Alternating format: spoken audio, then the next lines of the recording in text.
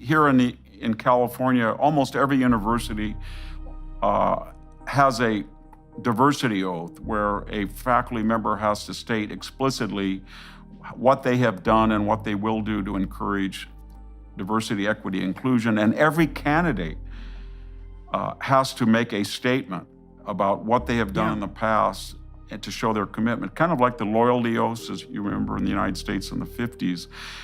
And it's very, this destruction of meritocracy is taking on all of the aspects in the past that were failed. So we have a commissar system that failed. We had the loyalty oath that was, you know, it was a antithetical to meritocracy. And then by getting into these on the basis of race, and then not having to be subject to meritocratic performance standards, it's kind of like the British Army in the 19th century, or especially the late 18th century, where you could buy a captaincy. In fact, you had to be an officer, you had to put up money. And the irony was, one of the reasons of the startling success of the Napoleonic system was that after the revolution, they did have a meritocratic standard for officer corps, and the marshals of France were not all aristocratic, they were merit-based, and the French army ran wild for 15 years on that basis until it was exhausted.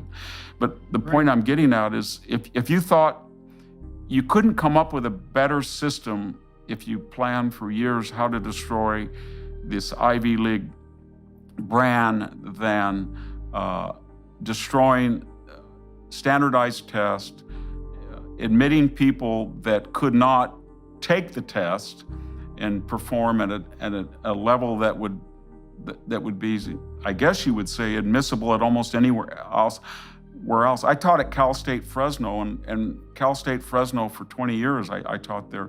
Those standards at that time that I was there the admission standards are more rigorous than the Ivy League now. Everybody had to take the SAT.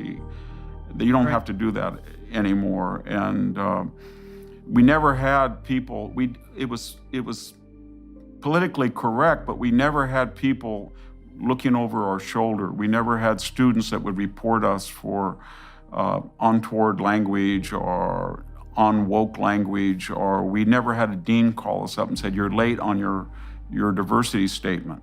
And so the corruption of this system is just because we have these people who are writing these statements, and I've seen them, and I mean, it's tragic, if not pathetic, where they're saying, and when I was 8 years old, I sat on a bus with people who weren't white, or on the other hand, when I was 15 years old, somebody called me a name, and ever since, I've been cognizant of the racist nature of America. And none of this has anything to do with being able to teach a classical language or build a bridge or design a coding system. And it's going to have consequences if it hasn't already. I think it already has. What's scary now in the United States is that we've seen when you have a geographical force multiplier, and we're starting to see that with red-blue migration. It's sort of analogous to what happened in the 1850s, where there was a Mason-Dixon line, so to speak, of a very different culture that bifurcated from the North. And if this continues, I think we're going to see a sort of a traditionalist America that claims that it follows the founding principles in red states of limited government, less regulation, small taxation, and the idea of a citizen giving up their primary allegiance to the state, versus the blue state model, California, Illinois, New York, in which a number of identity politics groups or special interest groups all lobby for influence.